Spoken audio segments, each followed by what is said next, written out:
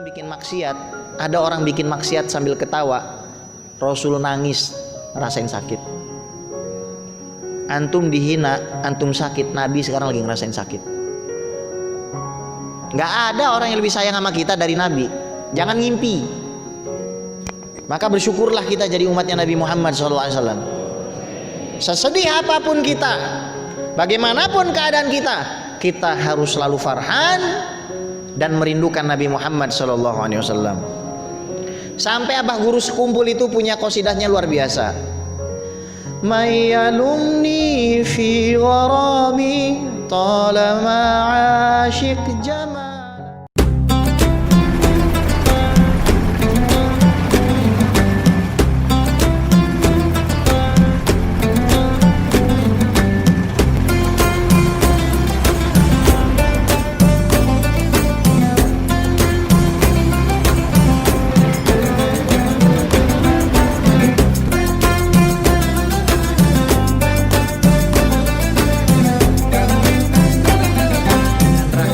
Sudah aku turunkan pada umatmu, maka hendaknya mereka bersukacita, bersenang-senang, berbahagia.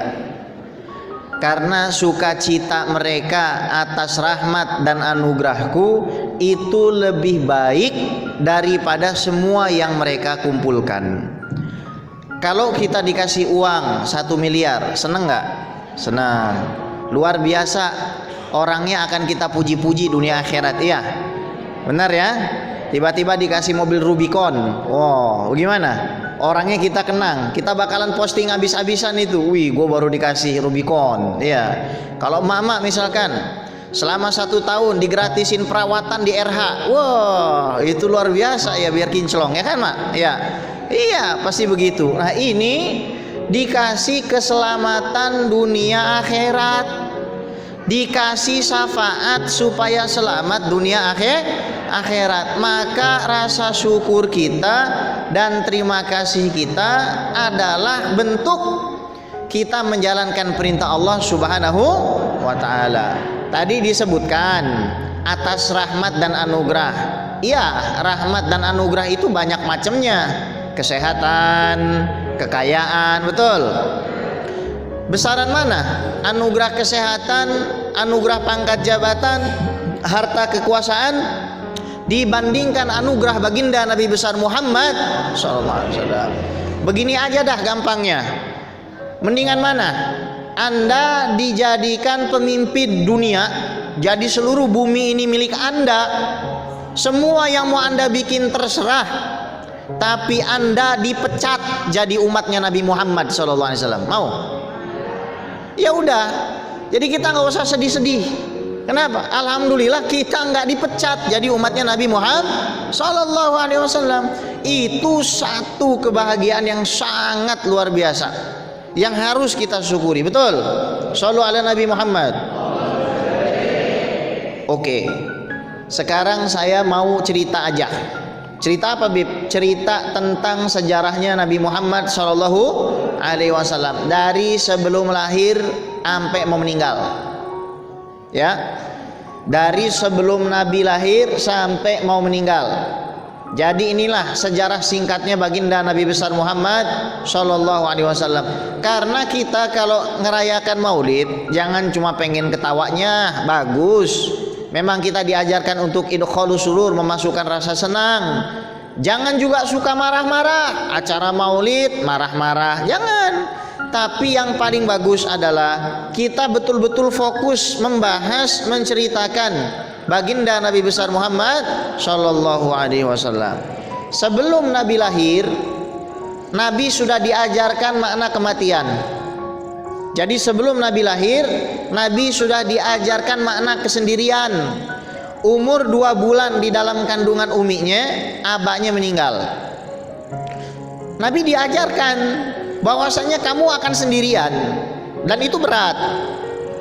Ketika Nabi dilahirkan, Nabi juga tidak merasakan hadonatul nggak merasakan diajak ke playground, nggak merasakan dikasih mainan. Nabi itu langsung dibawa ke Bani Sa'ad, tempatnya Halimatus Sa'diyah. Pelajaran kedua, apa pelajaran kedua? Jangan pernah datang kecuali memberi. Jangan pernah mendatangi manusia kecuali kita ingin memberi. Apa hubungannya Habib?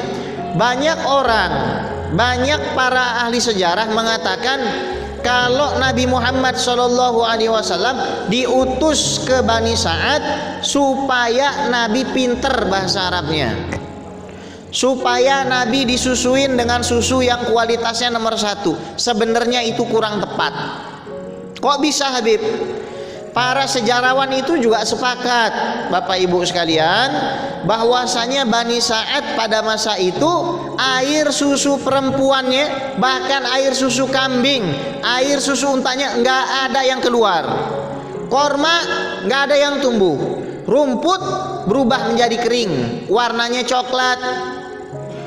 Buah-buahan nggak ada yang tumbuh, saudara. Tapi lihat, begitu bibir Nabi Muhammad SAW yang mulia menyentuh kulitnya Halimatus Sa'diyah, apa yang terjadi?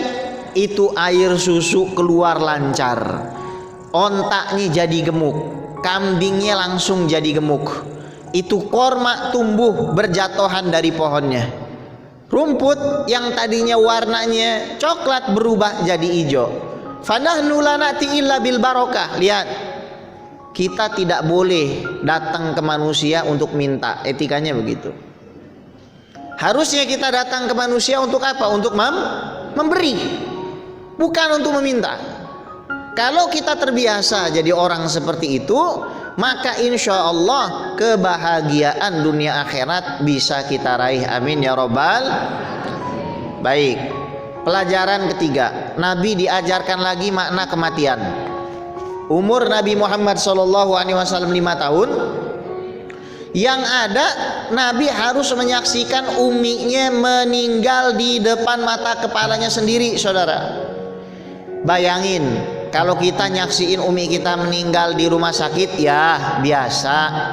Di atas kasur, ya biasa. Bahkan di kendaraan biasa. Ini anak umur 5 tahun nyaksikan uminya meninggal di tengah gurun, saudara. Nggak ada yang bantu, saudara. Apakah Nabi stres? Apakah Nabi pusing? Apakah Nabi lantas jadi curhat di WhatsApp? Ya, bikin status WhatsApp curhat gitu? Enggak. Nabi tetap pasrah kepada Allah. Makanya salah satu nama dari 1000 nama Nabi Muhammad SAW adalah Al-Mutawakkil. Apa? Al-Mutawakkil. Maknanya apa? Orang yang betul-betul total di dalam pasrah kepada Allah Subhanahu wa ta'ala. Kita juga harus begitu. Jangan kalah sama burung. Kata Nabi SAW, lau tawakkaltum 'alallahi haqqa tawakkulih la ruziktum kama ruziqat thair taghdu khimasan wa taruhu bitana. Kalau kamu tawakal sama Allah, kalau kamu percaya sama Allah, kamu yakin sama Allah dengan sebenar-benarnya, maka kamu akan dikasih rezeki seperti burung. Burung itu keluar dalam keadaan lapar, begitu pulang dalam keadaan kenyang. Kenapa kita jadi orang yang kalah prinsipnya sama burung? Shallu ala Nabi Muhammad. Itu tawakal. Nabi tenang. Kemudian Nabi diasuh oleh paman beliau Abdul Muttalib. Sayyid Abdul Muttalib ini wajahnya terang, badannya tinggi besar, harum, gagah. Beliau ini adalah kepala pemerintahan yang ada di kota Mekah, alias yang urus Ka'bah waktu itu. Shallu ala Nabi Muhammad. Ahlan wa sahlan kiai, masyaallah. Masyaallah. Baik, kita lanjutin. Shallu ala Nabi Muhammad. Nabi diajarin apa? Nih buat anak-anak ya, buat orang tua. Nabi diajarkan berkhidmah. Jadi njitnya Nabi itu membiarkan Nabi duduk.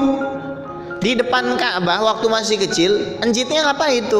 Ngasih korma. Orang tua ngasih korma, nuangin air. Ada orang datang haji dikasih makan, ada orang datang umroh dikasih minum. Nabi ngeliatin, apa maknanya? Oh Muhammad, kamu itu nanti bakal berkhidmah kepada orang-orang yang datang dari jauh. Kita harus punya prinsip begitu. Jangan pernah kita ngerasa takut miskin gara-gara kita menjamu tamu. Jangan pernah kita ngerasa takut nggak punya apa-apa gara-gara ada tamu yang datang. Nabi mengajarkan kita untuk tetap tawakal dan senang apabila kita menerima tamu. Shallu ala Nabi Muhammad. Nabi diajarkan lagi makna kematian. Makanya Nabi itu kuat. Bayangin, dari lahir aja orang tuanya udah nggak ada. Umur 5 tahun orang tuanya nggak ada. Umur 8 tahun kakeknya udah nggak ada. Nabi kuat. Terus ketika kakeknya nggak ada, Nabi ngapain? Luntang lantung sana sini, nangis di pojokan kota Makkah? Enggak. Nabi ngangon kambing, saudara. Nabi itu keringatnya lebih wangi dari minyak wangi surga. Lebih wangi dari minyak wangi surga. Apalagi minyak wangi dunia, nggak ada apa-apanya. Tapi Nabi mau untuk ngurusi kambing yang baunya nauzubillah. Lah kita yang baunya sama kambing 11-12 songong amat, disuruh ngurus kambing kagak mau. Lah Nabi lihat orang paling cakep, orang paling ganteng, nggak pernah protes. Lagi duduk sama sahabatnya, Nabi bilang begini, innallaha ma ba'asallahu nabiyyan illa ra'al ghanam. Allah tuh tidak pernah mengutus satu orang nabi pun melainkan mengembala kambing. Wa anta, para sahabat kaget. Bahkan dirimu ya Rasulullah? Na'am, inni kuntu la'ar'aha ala qararit li ahli Makkah. Saya dulu mengembala kambing supaya dapat seperak 2 perak. Lihat, Nabi cari nafkah dari tangan sendiri, bukan minta-minta. Bocah kecil, anak kecil 8 tahun, nggak kerjanya marah-marah, nggak dibeliin handphone marah, ya bu ya, nggak dibeliin gadget marah. Nabi nggak model begitu. Nabi dilatih sense of leadership, dilatih mas'uliyatul kubro. Dengan cara apa? Diawali dengan mengembala kambing. Terus Nabi umur 15 tahun diajari apa? Diajari latihan fisik. Nabi emang udah kuat dari sananya. Karena kekuatan Nabi itu setara 40 orang. Artinya sebenarnya Nabi Muhammad SAW itu bisa membunuh siapapun di kota Mekah. Kalau Nabi emosian kayak orang klender misalkan. Ya, kalau Nabi emosian kayak orang klender, sekali nampol kayak ditampol 40 orang. Mati nggak? Mati. Misalkan Abu Lahab ngejek Nabi, ditabok sekali sama Nabi. Pernah nggak ngebayangin satu kali tabokan 40 orang yang nabok? Bukan ditabok 40 kali, satu kali tabokan 40 orang yang nabok, mati. Tapi Nabi nggak begitu. Nabi Rahim. Nabi Rahim. Nabi diajarin apa? Mengumpulkan anak panah di peperangan Fijar. Makanya saya pernah ketemu sniper tuh. Tahu sniper? Ahli penembak jitu jarak jauh, veteran perang di Indonesia. Dia bilang apa? Beb, anak itu sebenarnya heran. Kenapa Pak Ji? Kenapa di Indonesia nggak ada wajib militer untuk anak SMA-nya? Makanya anak SMA kita pada buncit-buncit, ya. Ya. Nah, kalau misalkan di Mesir itu anak SMA-nya tinggi-tinggi, besar-besar, kuat-kuat. Kenapa? Ada namanya wajib militer 1 tahun, saudara. 1 tahun ada wajib militer. Supaya apa? Supaya bangsanya itu kuat. Korea aja ada wajib militer. Yang sekarang yang ada wajib Instagram sama TikTok. Itu yang ada sekarang. Ya, shallu ala Nabi Muhammad. Terus Nabi diajarin jadi apa? Nabi diajarin jadi diplomat. Belum umur 20 udah hadir perjanjian damai antara suku Quraisy dengan suku Qais. Beliau mengatakan, inni ra'aitu hilfan fi dari Abdullah ibni Jud'an ma law du'itu ilaihi fil Islam la ajabtu. Saya melihat di rumah Abdullah ibni Jud'an, ini orang yang luar biasa kalau ngejamu orang itu kualinya sampai atas, saudara. Abdullah bin Jud'an ini, saya melihat di rumahnya dia ada perjanjian damai yang namanya Hilful Fudul, yang mana kalau dipanggil ke dalam Islam perjanjian ini saya pasti menjawabnya. Maksudnya apa? Saya pasti setuju dengan itu. Nabi belum umur 20 sudah diajarkan jadi diplomat. Umur Nabi 20, wah ini dia mulai. Nabi disuruh berdagang sama amiknya Abu Thalib. Kebetulan Siti Khadijah janda kembang, ya, janda kembang. Tapi jangan samain sama jandanya Klender, lain, ya. Siti Khadijah janda 2 kali, cakepnya luar biasa. Ente lihat aja cucu-cucunya Nabi, cakep-cakep. Itu juga dapatnya dari Siti Khadijah. Biar kata janda 2 kali, antum harus tahu. Jadi Siti Khadijah itu ibaratnya punya pintu 2. Pintu sebelah kanan buat orang lamar kerja, pintu sebelah kiri itu buat orang lamar dia. Ditolak-tolak. Tapi begitu Nabi Muhammad SAW datang, apa yang terjadi? Itu ibaratnya nih, kalau saya mendeskripsikan dan mengilustrasikannya, mungkin dadanya Siti Khadijah itu dep, dep, dep, dep, dep, dep, dep. Tapi tetap jaga image. Siti Khadijah tuh ya, pura-pura gimana caranya biar nggak ketahuan kalau dia ngebet dan suka banget sama Nabi Muhammad. Oh Muhammad ya, ya sudah. Kalau gitu kamu aja yang saya pilih nih dari ratusan orang, saya pengen kamu aja yang jadi delegasi saya membawa perdagangan saya. Akhirnya dikirim orang untuk nemenin Nabi Muhammad, namanya Maisarah. Maisarah laki perempuan, Bu? Laki. Astagfirullah. Makanya di Indonesia ini agak aneh ya, barang laki asal dikasih nama Siti jadi Siti Maisarah katanya. Pasti banyak tuh namanya ya, itu nama laki ya, nggak mungkin Nabi ditemenin berduaan sama perempuan maharim. Maisarah awal-awal biasa-biasa gitu kan, lama-lama ngeliatin agak aneh. Pertama, ini orang mana bayangannya? Bu, ya.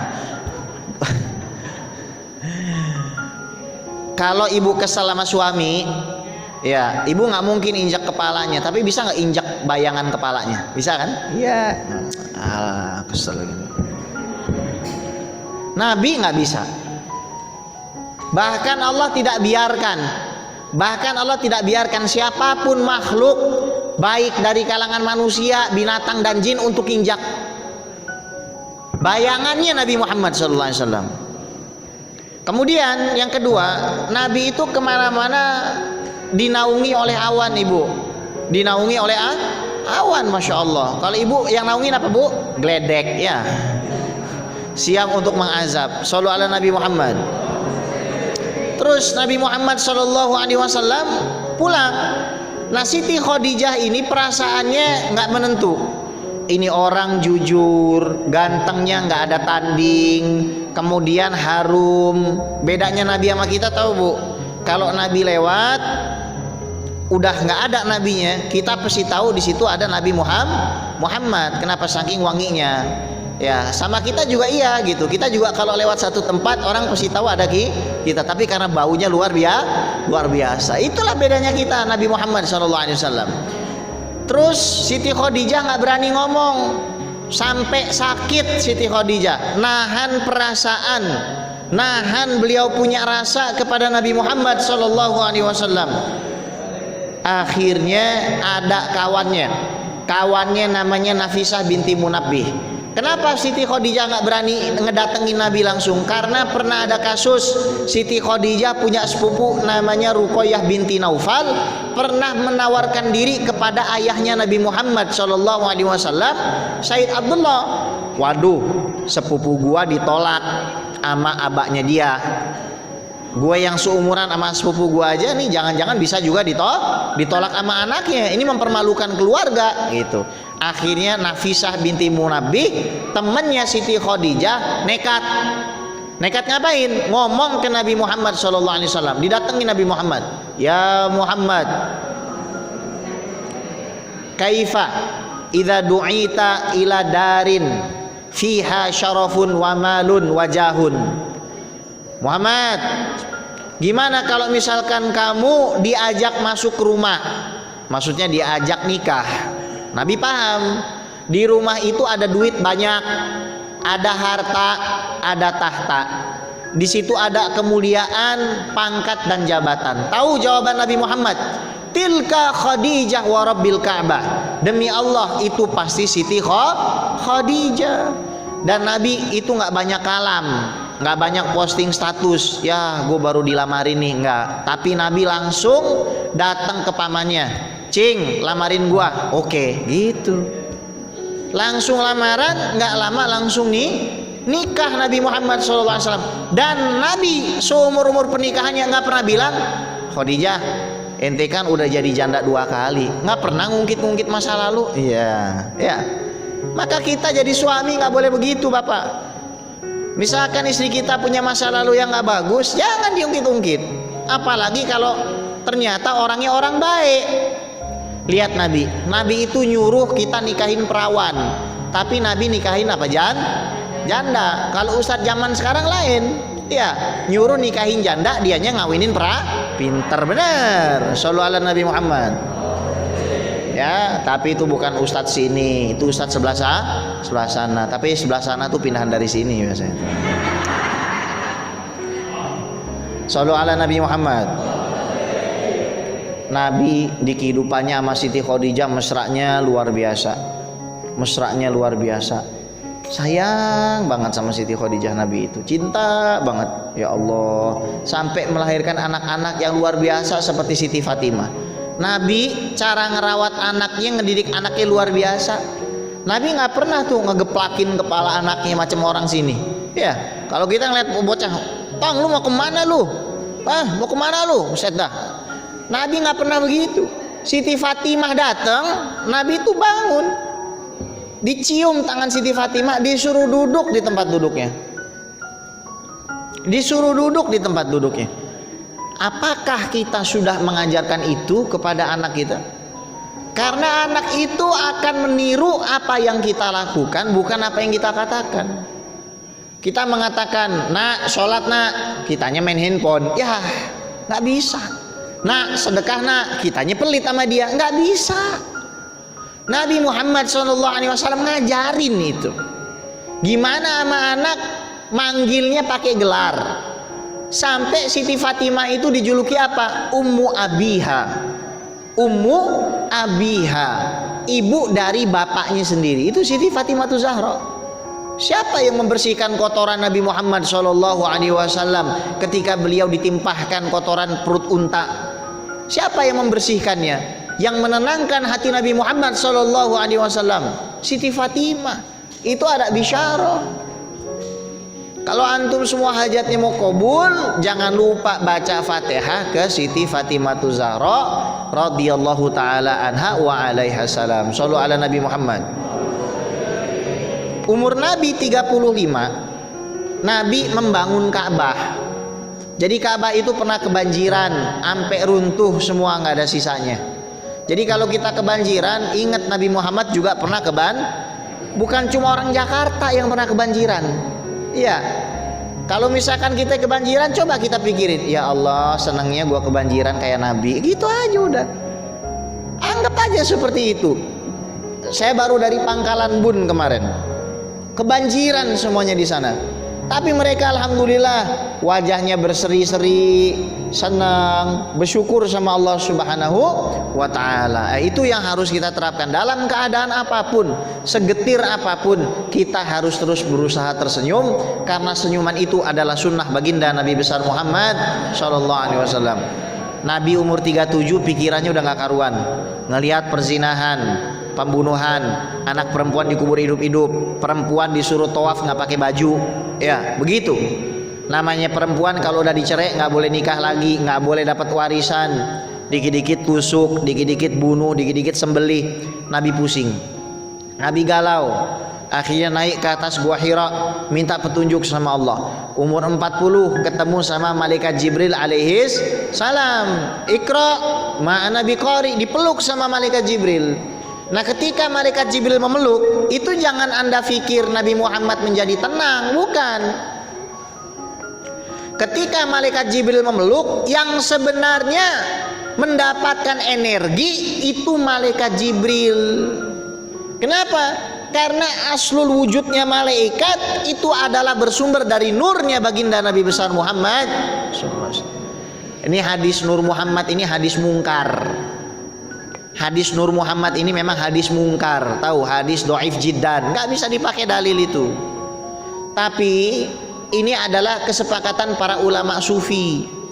Ya, tahu sufi, bukan suka film, ya. Ya. Sufi adalah orang-orang yang betul-betul dekat dan ma'rifat kepada Allah Subhanahu wa taala. Jadi dalilnya nggak ada dari hadis.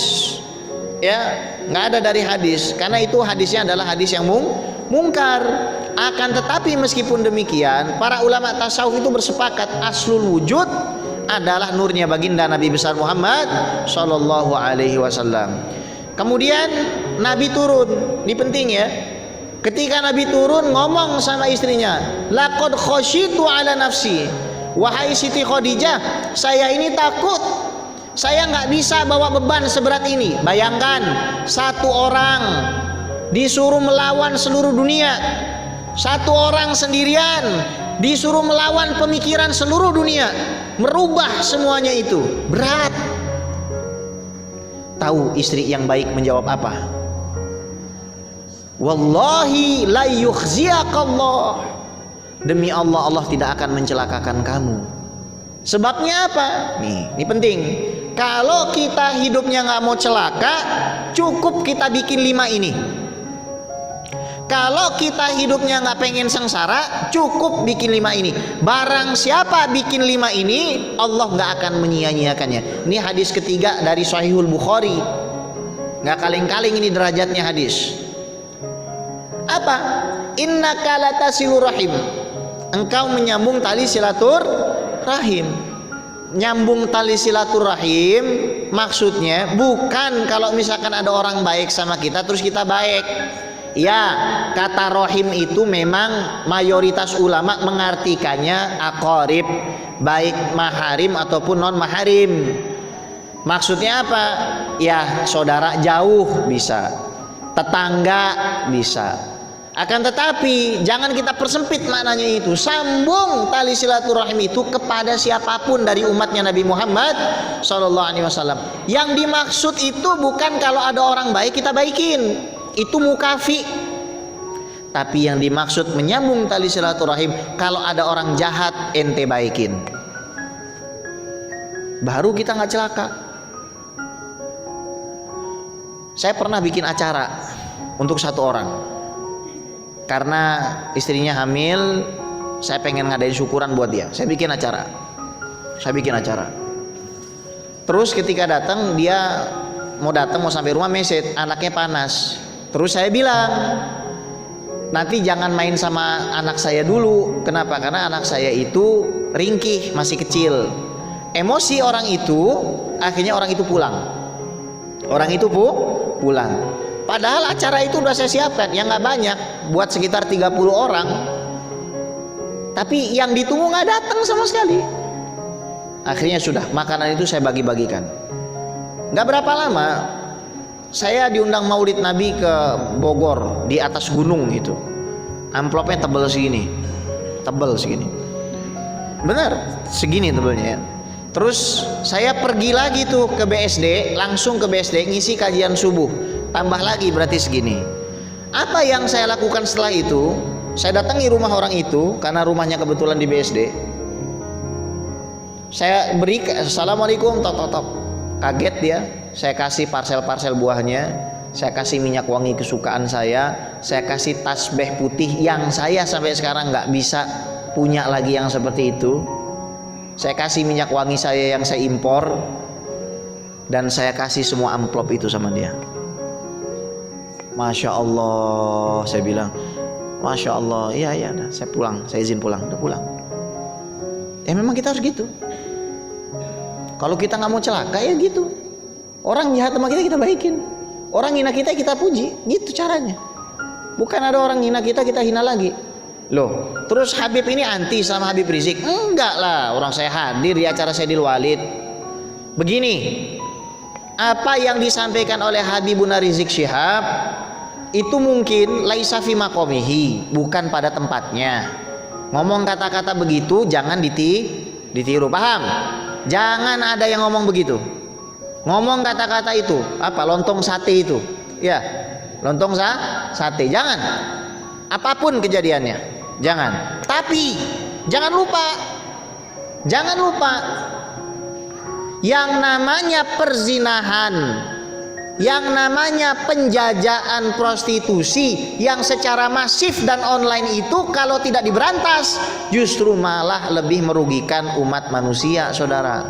Sampai sekarang saya heran, kenapa umat Islam sendiri nggak bikin komite pemberantasan zina online? Loh, zina itu dijajakan di mana-mana, Bapak.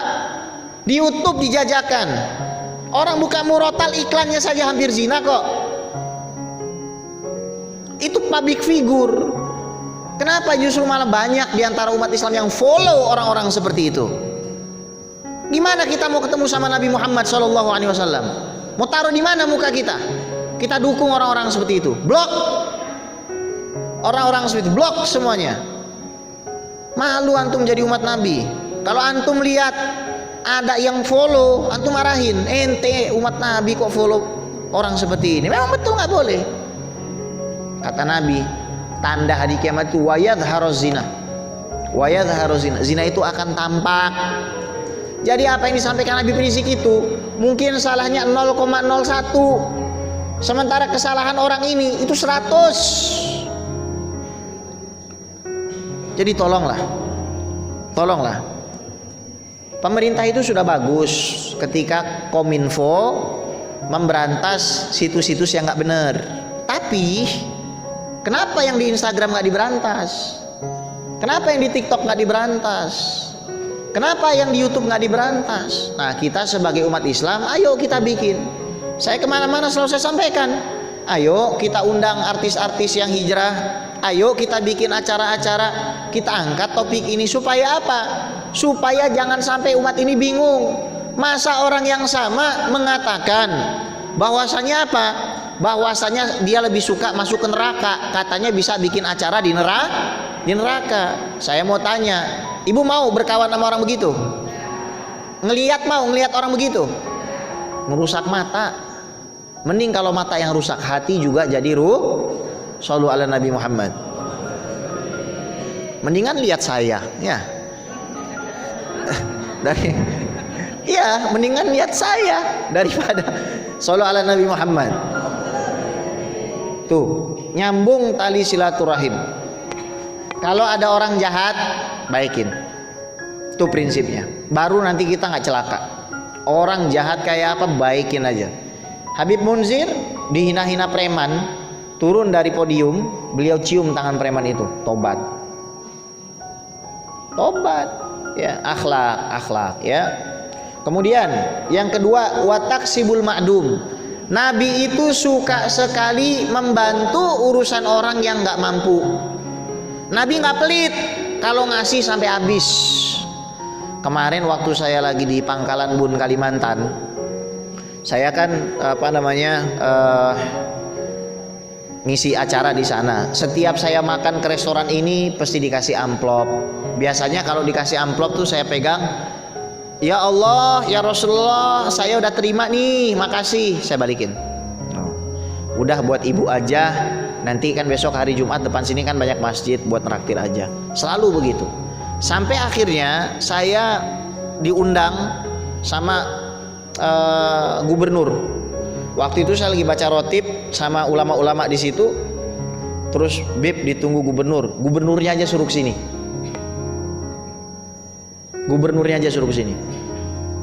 Saya nggak ada urusan. Gubernurnya suruh ke sini. Ya udah ditungguin kan. Akhirnya saya ke sana. Setelah selesai sana. Sampai di sana beliau ternyata orang baik ya, meskipun gayanya kata masyarakatnya gaya koboi, tapi beliau banyak membantu dakwah para habaib di sana, termasuk undang Habib Umar bin Hafiz ke Kalimantan. Dulu orang kalau mau ke Kalimantan, terutama para habaib, dihadangnya pakai apa? Pakai tombak sama mandau. Tapi sama beliau dibikin peraturan yang lain. Terus saya apakah jadi celingukan gitu? Enggak, saya nasihatin, antum nggak usah takut mati kalau sudah begitu. Antum lillahi ta'ala kalau antum muhibbin sama para habaib, insya Allah kalau antum muhibbin sama para habaib dan para ulama, insya Allah antum selamat. Terus dia cerita, ajudannya itu kayak nggak terima gitu, karena saya nasihatin terus, ya. Ajudannya bilang, Bib, mohon maaf, ini kalau bapak ini masih muda umurnya, bapak ini luar biasa, Bib. Kemana aja kalau misalkan ketemu orang tuanya pasti cium kaki. Di mall ketemu orang tua cium kaki. Kalau anak kita gimana, Bu? Anak kita gimana kalau di mall? Nginjek kaki ya. Itu cium kaki itu, gubernur itu, ya. Cium kaki. Ibunya masih ada, masih umur 86 tahun. Akhirnya saya datang, diajak ke dalam kamarnya. Ibunya bilang, kan saya bilang, Umi doain anak Mi. Terus dia bilang, Ikam kan ahli doa, ulun kada bisa doa. Kamu kan masih muda dan pinter doa, saya nggak bisa doa. Terus saya paksa, akhirnya didoakan. Setelah didoakan, saya keluar dari tempat itu. Tiba-tiba gubernur itu nyelipin amplop tipis, amplopnya. Terus saya bilang gini, saya punya firasat, ini nggak boleh ditolak.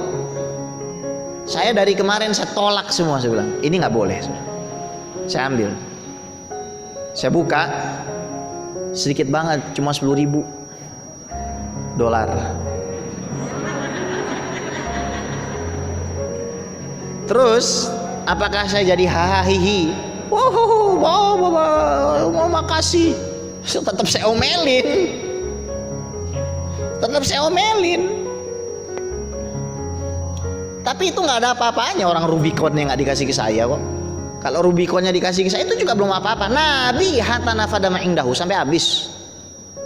Nabi di Madinah itu cuma makan korma, Bu, sama air. Ibu sanggup nggak tiap hari cuma makan seteguk air sama sebutir korma? Semaput, Bu. Semaput. Perut nasi suruh makan korma. Makan bubur ayam udah semaput. Kita nih kalau nggak kena warteg, Padang, Sunda, nggak bisa kita ini. Shallu ala Nabi Muhammad. Itu Nabi kalau ngasih nggak tanggung-tanggung, ya. Watahmilul kal. Yang ketiga, Nabi itu suka membawa barang-barang yang berat dibawa orang. Jadi kalau ada orang keberatan ngangkat barang, diangkat, dibantuin. Nah, kita kalau mau selamat kayak gitu akhlaknya. Kemudian yang keempat, watakrid dhaif, memuliakan tamu. Ayo kita muliain tamu kita, urusin kendaraannya, urusin sendalnya. Kalau dia masuk rumah, ini kan pandemi ya, jangan ya. Misalkan pandemi itu nanti selesai, udah kita ajak dia masuk, jangan kita tanya mau berapa lama, karena hakul dhaif itu salah satu ayam 3 hari. Kita jangan nanya, ente mau di sini berapa hari, ada urusan apa? Udah kasih makan aja tamu. Kasih makan aja tamu. Nih dia nih si Aziz ke rumah, kasih makan aja. Kasih makan kasih makan sampai habis. Dulu ada orang datang ke rumah, ya kan? Berempat. Baru masuk kasih lontong Padang sama kopi jahe. Mantap benar. Dia udah kenyang kan? Habis itu langsung kita keluarin teh manis dengan Japanese cheesecake. Ya kan? Dia belum sempat ngomong, Bib mau ngajak umroh. Nggak sempat. Makan terus. Udah gitu pulang. Pulang saya lihat di kulkas, perasaan kemarin ada yang ngasih saya sekotak roti. Ya, akhirnya saya kasih. Nih buat ngemil di jalan. Kosong deh ini saya kulkas. Tapi alhamdulillah, ya begitu kita ini sekarang udahlah, nggak usah banyak-banyak ceramah amat, ya. Kita harus banyak beraktivitas, berlaku, berakhlak. Apa yang sedikit yang diajarkan sama Nabi SAW itu udah kita bikin semampu kita, sekuat kita. Biar apa? Untuk menyenangkan baginda Nabi besar Muhammad. Oi, ente pikir Nabi nggak senang dari tadi kita omongin? Ente pikir Nabi nggak senang? Gimana kalau kita dipuji-puji orang setengah jam? Tapi emang bisa. Kita ini paling dipuji mentok-mentok cuma 5 menit, ya. Baik, pinter, dermawan, paling itu doang, ya. Nabi mau kita puji satu hari nggak akan habis. Shallu ala Nabi Muhammad. Terus yang terakhir, wa tu'inu ala nawaibil haq, dan menolong kepada orang yang benar. Makanya saya katakan tadi, ayolah kita mulai blok-blokin itu artis-artis yang nggak benar itu, ya, artis-artis yang menjajakan auratnya secara online, TikTok yang menjajakan auratnya secara online, YouTube yang menjajakan auratnya secara online. Ayo kita blok, ayo kita report. Supaya apa? Selamat anak keturunan kita, selamat anak cucu kita, amin ya robbal alamin. Terus Nabi waktu lagi perang Khandaq ini, waktu lagi di Madinah, ini saya harus ngisi maulid jam 11 di Cibubur ya. Habis kisah ini saya harus pamit. Baik, jadi waktu lagi perang Khandaq ada batu besar yang sahabat itu nggak bisa pecah, nggak bisa pecah. Terus dipanggillah Nabi Muhammad SAW. Maka Nabi ambil palu, kemudian ketika Nabi begini, tampak perut Nabi itu masuk ke dalam dan diganjal 2 batu besar. Itu para sahabat nangis-nangis luar biasa. Ternyata Nabi sudah 3 hari belum makan. 3 hari belum makan, batu hancur. Ya, gimana kalau sudah makan? Kalau kitanya yang hancur ya. 3 hari belum makan. Nabi tenang, Nabi tenang. Jabir bin Abdullah pulang nangis sama istrinya. Mi, tadi ana baru lihat Nabi belum makan 3 hari perutnya masuk ke dalam. Kita punya apa? Kita cuma punya anak kambing, Bi, sama ini adonan tepungnya yang nggak bisa disebut roti juga. Udah masak sekarang. Ana mau undang Nabi Muhammad. Dibisikin Nabi Muhammad sama Jabir bin Abdullah, ya Rasulullah, jangan bilang-bilang sama yang lain. Ini porsinya cukup hanya buat orang 3. Ana punya kenduri di rumah buat Rasul. Ayo Rasul. Tahu Nabi ngapain? Woi, 1000 orang diteriakin. Ayo kita ke rumah Jabir, ada makanan enak. Pucetlah Jabir. Gimana coba kalau ente jadi orang begitu? Langsung apa, sawan ya? Iya, langsung semaput udah itu. Terus kata Nabi, udah tenang aja ente, tenang. Udah masuk. Saudara-saudara, karena rumahnya sempit, yang masuk 10 orang aja ya. Oke, udah masuk 10 orang. Bismillah.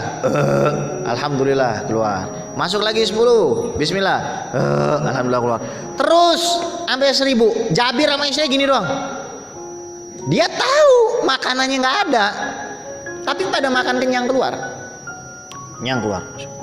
Terus kata Rasulullah, "Ane pamit ya." Ya udah, makasih udah menjamu umatku. Ya sudah.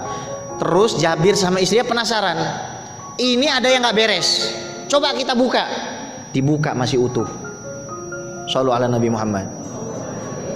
Coba pikirin, Nabi bisa minta makanan dari surga, tapi Nabi nggak pernah minta untuk dirinya. Antum bikin maksiat, ada orang bikin maksiat sambil ketawa, Rasul nangis ngerasain sakit. Antum dihina, antum sakit, Nabi sekarang lagi ngerasain sakit. Nggak ada orang yang lebih sayang sama kita dari Nabi. Jangan ngimpi. Maka bersyukurlah kita jadi umatnya Nabi Muhammad SAW. Sesedih apapun kita, bagaimanapun keadaan kita harus selalu farhan dan merindukan Nabi Muhammad SAW. Sampai Abah Guru Sekumpul itu punya qasidahnya luar biasa. Mayyalumni fi gharami talama ashik jamalak. Mayyalumni fi gharami talama ashik jamalak. Ya mukarram ya mumajjad ya mukarram ya mumajjad ya muayyad bisyafaat. Itu bagus kasidahnya itu. Khabiri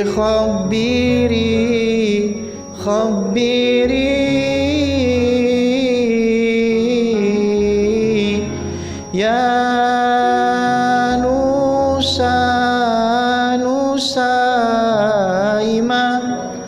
Ada yang hafal? Nggak ada yang hafal? Nah, nanti cari di YouTube Khabiri.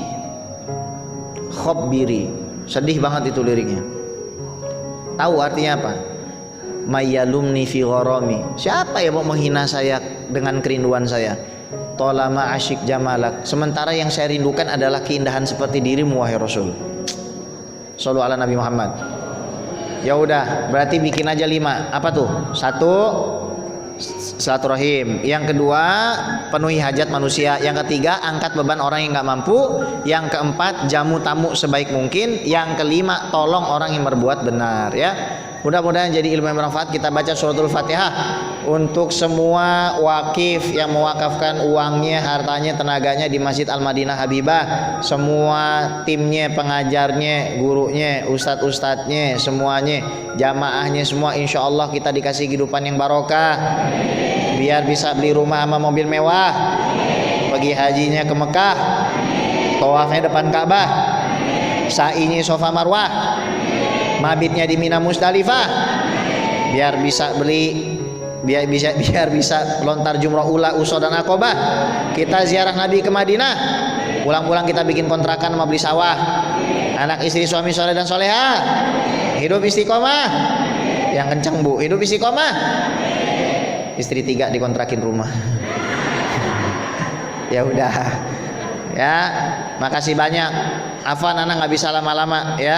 Astagfirullahaladzim, saya titipkan antum semua kepada Allah. Jangan lupa follow Instagram saya, Habib Ges Official. Insya Allah berkah. Assalamualaikum warahmatullahi wabarakatuh.